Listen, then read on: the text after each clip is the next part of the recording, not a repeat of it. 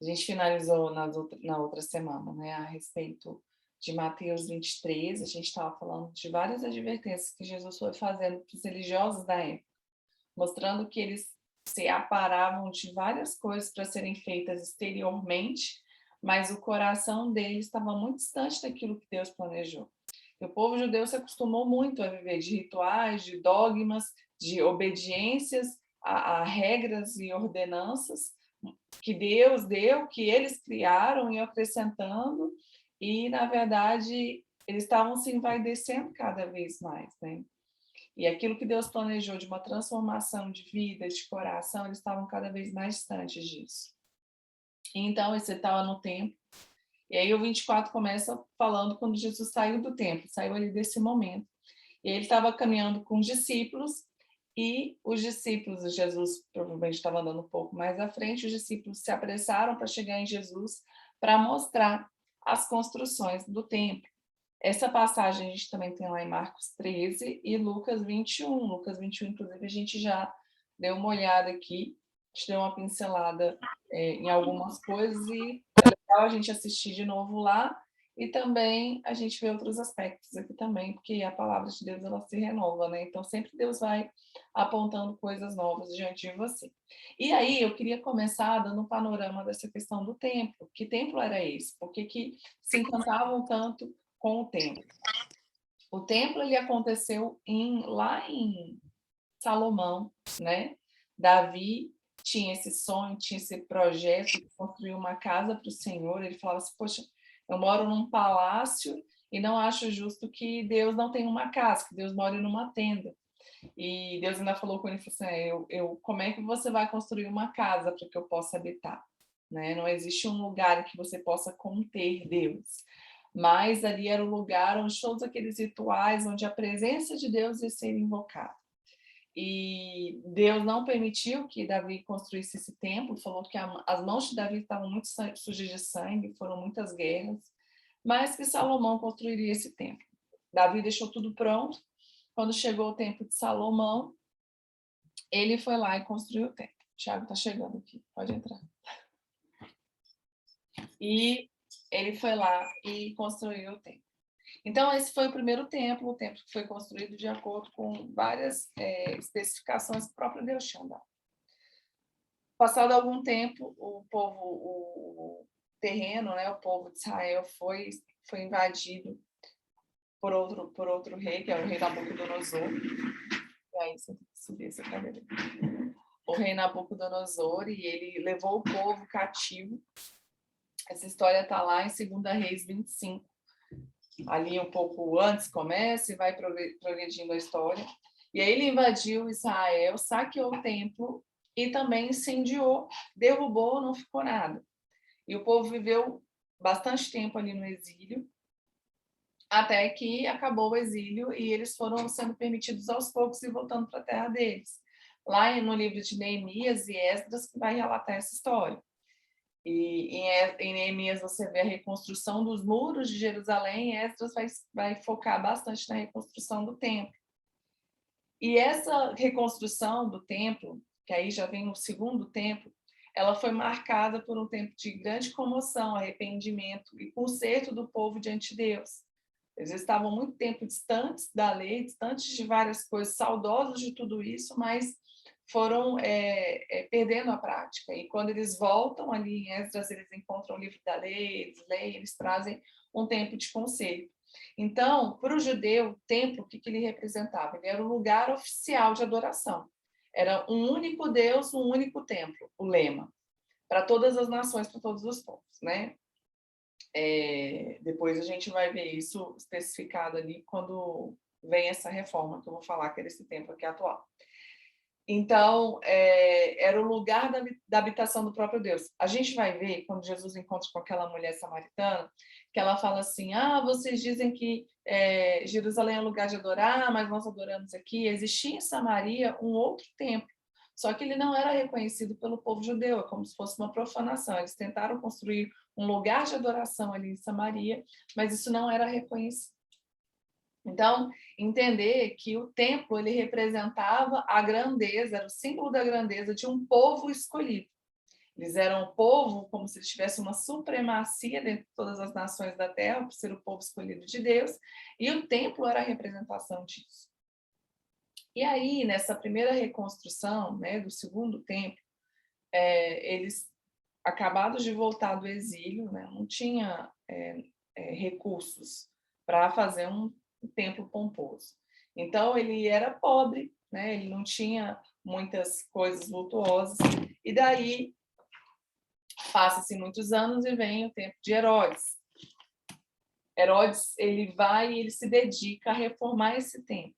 Ele faz um templo muito maior do que o que era o primeiro, muito mais pomposo, e, na verdade, a intenção era que aquilo representasse o poder como governo dele. Então, ele começa a ter outras intenções ali no templo. Eu estava lendo um livro de história, ele fala que tinha de 10 a 18 mil pessoas trabalhando nessa reforma do templo.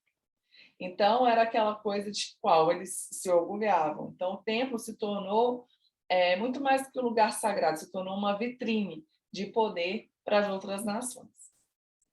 Então, os discípulos ficaram encantados com aquilo, né? A gente vai ver isso em Lucas também.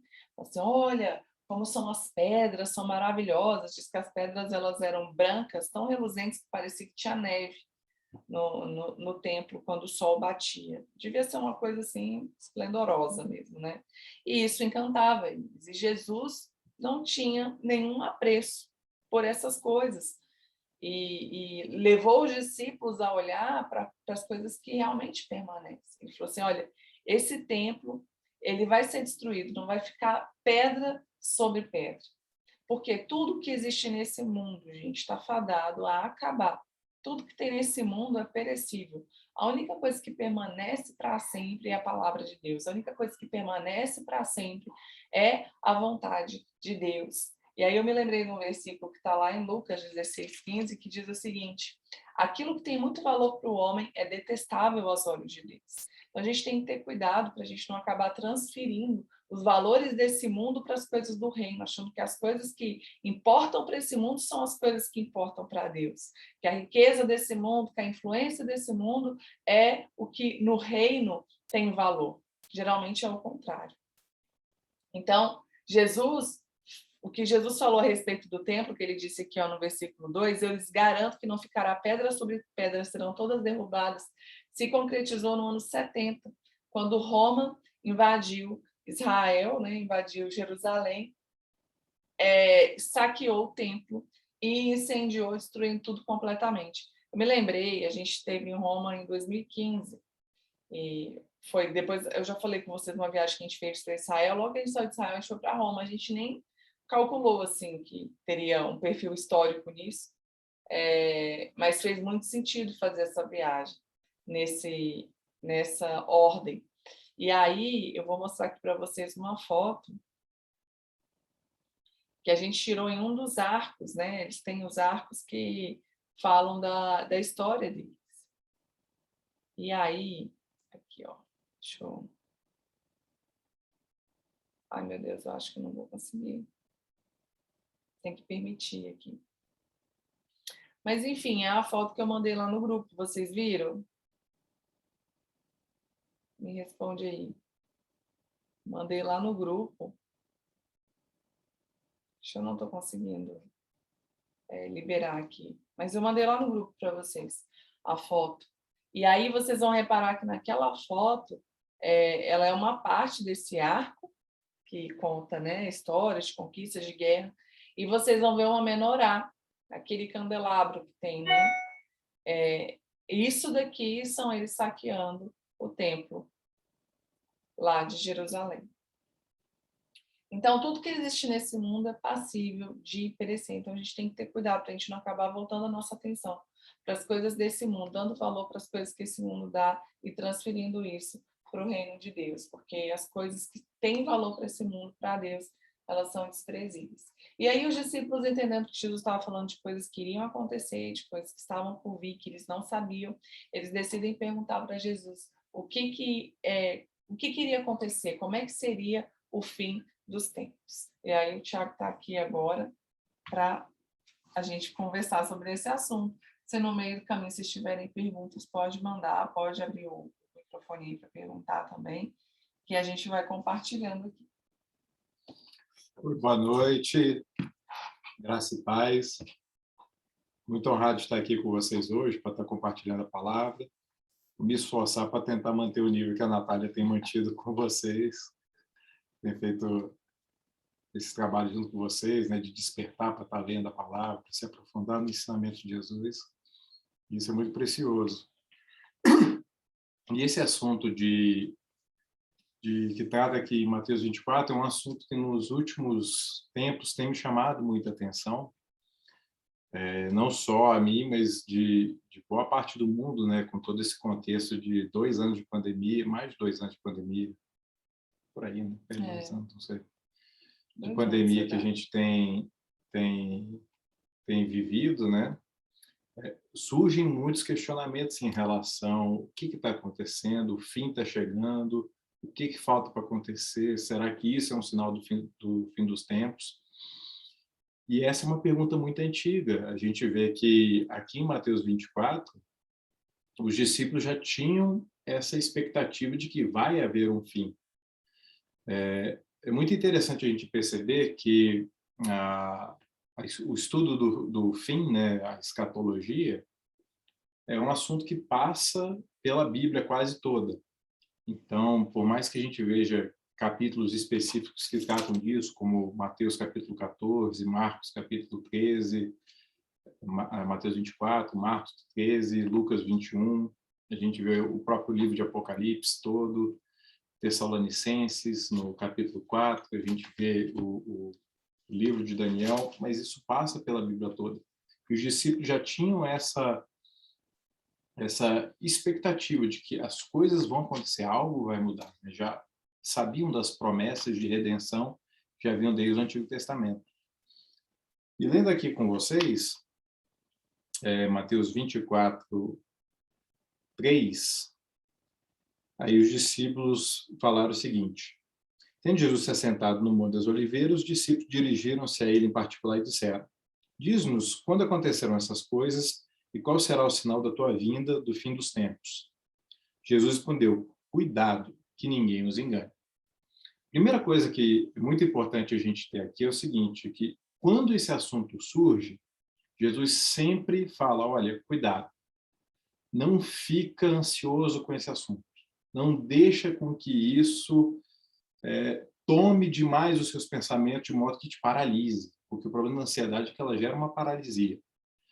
E lá no livro de Tessalonicenses, a gente vê na segunda carta de Paulo à igreja de Tessalônica, que algumas pessoas tinham parado de trabalhar, que achavam que Jesus estava voltando, então não adianta trabalhar, Jesus está voltando, então para que ficar perdendo tempo com isso?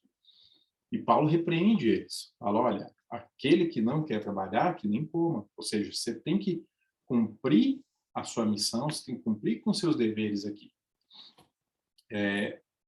O fim dos tempos tem que ser assim, né? Você tem que se planejar como se Jesus não fosse voltar e viver como se ele fosse voltar no próximo minuto. É assim que a gente consegue ter um equilíbrio. Então, você se planeja por um longo prazo, mas viva na iminência da volta de Jesus. Essa é a forma de você não ir para nenhum dos extremos. E continua aqui no versículo 5. Pois muitos virão em meu nome, em nome de Jesus. Então, assim, não está vindo em nome do diabo, não está vindo em nome de outra entidade, está vindo em nome de Jesus. Pessoas gerando ansiedade, falando em nome de Jesus. Dizendo: eu sou o Cristo, e enganarão a muitos. Vocês ouvirão falar de guerras e rumores de guerras, mas não tenham medo. É necessário que tais coisas aconteçam, mas ainda não é o fim. Nação se levantará contra nação, reino contra reino, haverá fomes e terremotos em vários lugares. Tudo isso será o início das dores. Então, quando se pergunta o que vai acontecer para a volta de Jesus, para o fim dos tempos, é uma série de eventos que vai acontecer. Às vezes as pessoas ficam tentando pontuar: é isso aqui que está faltando, é só aquilo que está faltando. É um conjunto de coisas que acontecem que indicam o fim. Mas a data, ninguém sabe. Isso aqui a gente vai ver mais para frente aqui no texto. A questão principal, quando a gente fala de escatologia, é a gente ter esperança. Deus está no governo de tudo e o fim vai ser muito melhor do que a gente está vivendo hoje. Deus tem promessas, Deus tem palavras de vida eterna, Deus tem coisas que nem olhos viram, nem ouvidos ouviram, nem jamais desceu no coração, e o Espírito revela isso para a gente. São as coisas que Deus tem preparado para aqueles que o amam. Quando a gente estuda o fim dos tempos, a gente tem que ter esperança, de saber que em breve, muito em breve, aquele que vem virá e ele não tardará. Enquanto isso aí, o justo viverá pela fé. E ele não pode retroceder. Ele tem que continuar andando, tem que continuar olhando para frente. Ele está falando que isso daí seria o início das dores. Então ainda não seria o fim. Porque quando a gente vai estudar a escatologia, existe uma série de eventos que vão acontecendo até a volta de Cristo, e depois da volta de Jesus ainda vão acontecer outras coisas. Não acaba na volta de Jesus. Isso é uma outra coisa também que é interessante você saber. A volta de Jesus é o marco principal, mas ainda não é o fim. Vai acontecer coisa depois da volta de Jesus. Isso aí eu vou falar um pouquinho mais para frente aqui com vocês. E aqui no versículo 9 fala: então eles os entregarão para serem perseguidos e condenados à morte, e vocês serão odiados por todas as nações por minha causa. Outra coisa importante é o seguinte: a gente tem que entender que quando Jesus falou isso aqui, no começo da era cristã, a gente tem que voltar 2000 anos atrás. O Império Romano, ele fazia questão... A visita do Davi, como o Thiago, vocês já estão acostumados. Vem cá. Eu vou lá e o Thiago continua com você.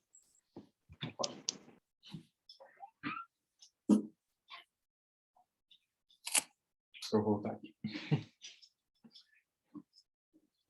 Voltando, a gente tem que entender que assim, o Império Romano ele tinha uma forma de governo que era um pouco diferente do que muitas nações faziam. Porque a história das guerras, uma nação invadia a outra que subjugava, escravizava.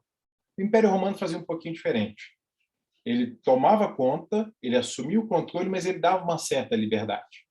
Ele não gerava uma escravidão direta, era uma escravidão indireta, velada.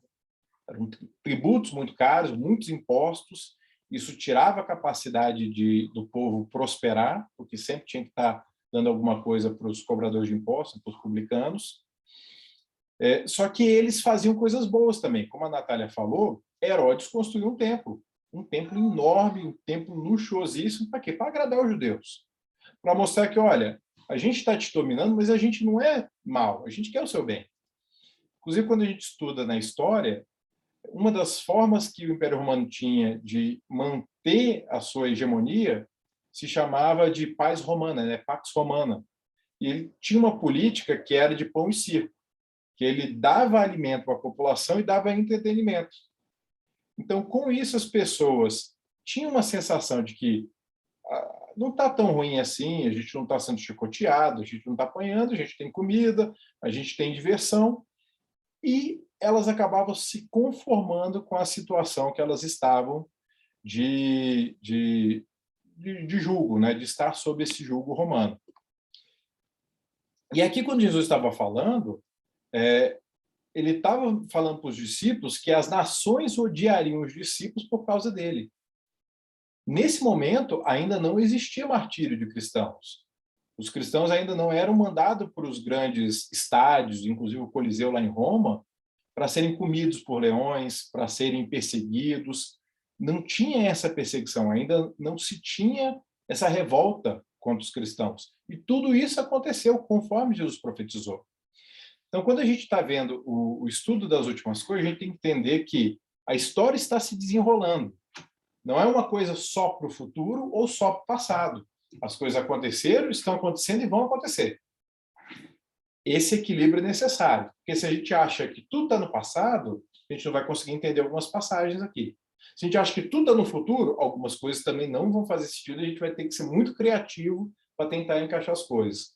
Mas quando a gente tem a visão de que as coisas aconteceram, estão acontecendo e vão acontecer, fica mais fácil a gente ver o desenrolar da história e ver como que o plano de Deus está acontecendo. Então, quando falou que os discípulos seriam odiados, a gente vê isso. Perseguição contra os cristãos existe até hoje. Quando Jesus falou isso, não existia. Então, essa é uma profecia que se cumpriu e está se cumprindo. Até hoje existe perseguição, até hoje cristãos são impedidos de manifestar sua fé, inclusive nações fecham as portas do evangelho, fecham as portas para o evangelho. E continua assim, né? E naqueles tempos muitos ficarão escandalizados, trairão e odiarão uns aos outros. Numerosos falsos profetas surgirão e enganarão a muitos. Uma das características que a gente vê no tempo do fim é engano. Então existe muita falsificação. Existe muita coisa que parece, mas não é. E falsificação a gente tem que ter em mente que uma coisa falsa, ela só tem poder quando ela se parece muito com a verdadeira. Porque foi até uma coisa que eu falei outro dia, né? Ninguém vai ser enganado com uma nota de R$ 300. Não existe. Mas se falsificam bem feito uma nota de 200, muita gente, de boa fé, pode ser enganado por isso. Então, o engano, a falsificação é um dos problemas que a gente tem no fim dos tempos. Muita coisa parece, muita coisa tem aparência, mas não é. Uma coisa legal de se observar, quanto mais especialista você for naquilo que você precisa saber, mais difícil você te enganar. Se você pegar um consultor do Banco Central e tentar enganar ele com uma nota de R$ 200 falsa, vai ser muito difícil você enganar ele. Mas se você pega um leigo, alguém que nunca viu uma nota de R$ 200, ela vai ser enganada facilmente. Então, como é que a gente faz para ser livre dos enganos? Conhecendo a palavra, conhecendo o evangelho verdadeiro. Porque aí vai ficar muito difícil das pessoas nos enganarem. Entendeu? Os enganados vão ser quem for superficial, quem realmente não tiver um profundo conhecimento nem da palavra e nem da vida com Deus, da revelação de andar com o Espírito Santo. Então, a Paty está falando do Henrique Cristo, nunca te enganou aí, ó. Já estava melhor que muita gente, né, Paty? É legal falar do Henrique Cristo, porque, por exemplo, o Henrique Cristo não é um tipo de falso Cristo. Ele é uma piada, uma caricatura. Ele não engana, por exemplo. Então, ele é uma nota de R$ 300, o Henrique Cristo. Então, é bem lembrado. O que a gente tem que lembrar? Só dando um passo aqui para trás, falando aqui que é natalismo. O que significa Cristo? A palavra Cristo é a palavra do grego, e no hebraico a palavra é Meshiach, Messias. Significa ungido. Então, Cristo é ungido. Então, surgiram muitos falsos ungidos. A gente tem que entender dessa forma, né?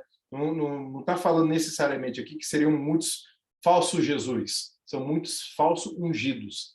Aqueles que dizem que têm unção, aqueles que dizem que têm a palavra de Deus, aqueles que dizem que têm uma missão da parte de Deus. Eu anotei ali a diferença entre falsos profetas e falsos cristos. Um falso profeta, ele diz que ele tem uma mensagem que vem da parte de Deus que é verdadeira.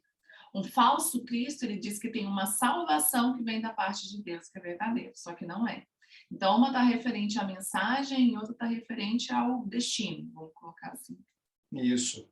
Então, a gente tem que ver que essa falsificação é uma característica que a gente vê muito no tempo do fim. Jesus falou que haveriam falsos pastores, a gente vê ele falando de falsos profetas, Paulo fala de falsos apóstolos, Jesus fala de falsos mestres, Paulo também. Existe um falso evangelho, que a mensagem está deturpada, a mensagem está corrompida, a mensagem não aponta para Jesus, mas aponta para o homem.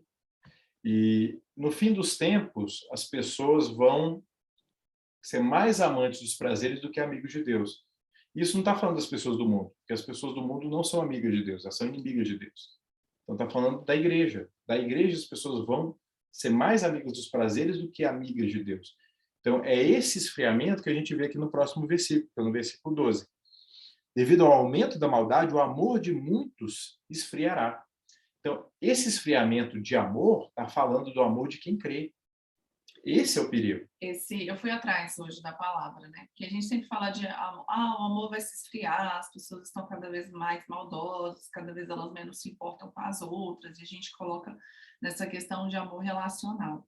Mas a palavra que está traduzindo aqui o amor é ágape.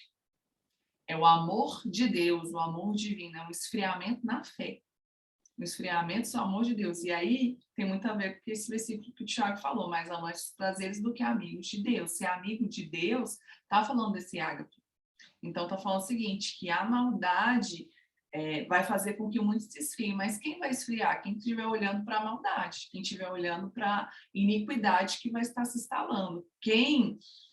A gente entender que o aumento da maldade não é uma predisposição obrigatória para que o amor esfrie.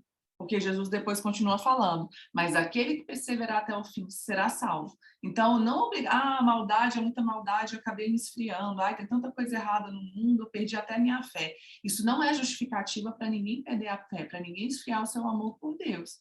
Porque Jesus está nos chamando para ser dos que perseveram até o fim. Muitos vão se esfriar, por quê? Porque vão começar a olhar para essas coisas, vão começar a olhar para as coisas ruins que acontecem, para a maldade do ser humano que vai cada vez ficar pior e vão desanimar. Mas quem perseverar até o fim, olhando para Jesus, perseverar no amor por Jesus, na fé, olhando para Ele, você não vai ser desses que se esfriam. Não existe justificativa para a gente se esfriar. Às vezes a gente se apoia nesse versículo e fala, esfriei, porque a Bíblia mesmo diz, não. A Bíblia dá uma constatação, mas não é uma justificativa para nós nos afastarmos desse amor. Até porque a Bíblia fala que maior é aquele que está em nós do que aquele que está no mundo. Então, quando a gente entende que o amor de Deus é derramado nos nossos corações pelo próprio Espírito de Deus, isso é algo suficiente para nos fazer perseverar, quando a gente olha para Jesus. E fala, né, aquele que perseverar até o fim será salvo. Das principais marcas de um verdadeiro filho de Deus se chama perseverança. Não é empolgação. Empolgação é bom, ajuda, mas não é isso. Empolgação passa. É perseverança. Mais vale você andar devagar e constante, não parar, do que você correr muito rápido, se cansar e ficar no meio do caminho. O Evangelho é algo para a nossa vida, não só para a nossa vida, mas para a nossa vida eterna, nossa vida depois dessa vida.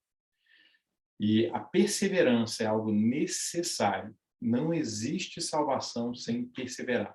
Ninguém que para no meio do caminho, ninguém que fica no meio do caminho vai estar agradar a Deus.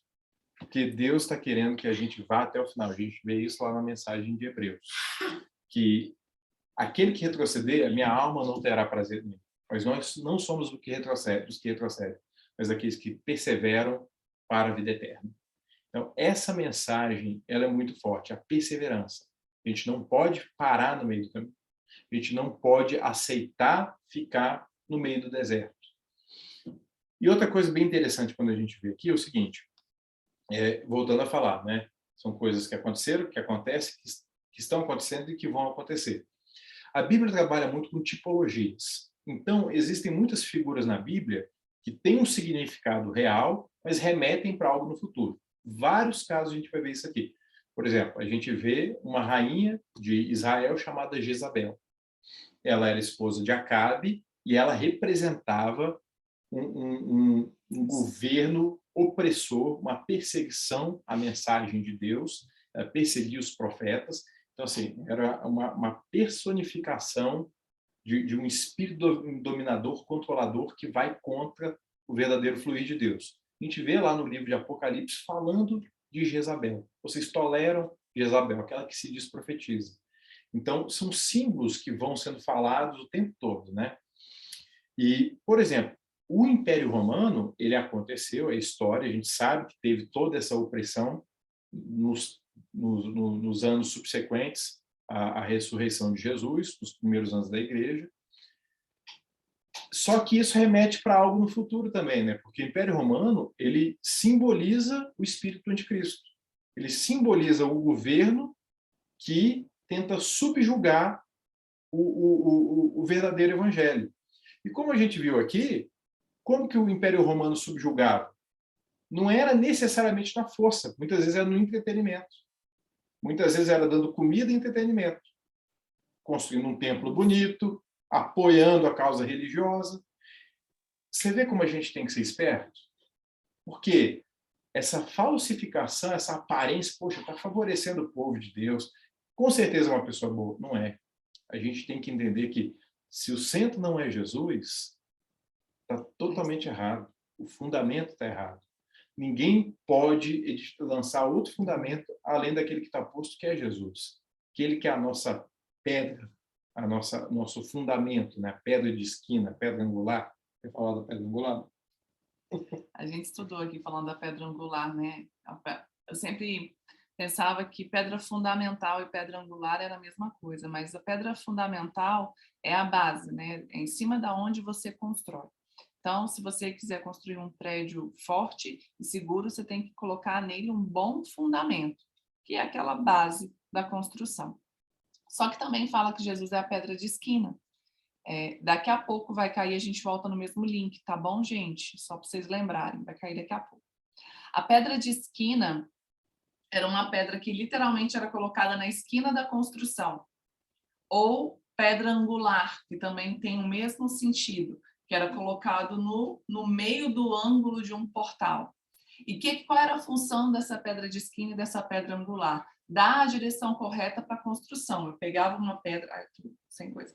Eu pegava uma pedra nesse formato aqui, colocava na esquina, e essa pedra aqui ia guiar a construção tanto para esse lado como para esse lado aqui. Tudo ia ter que ser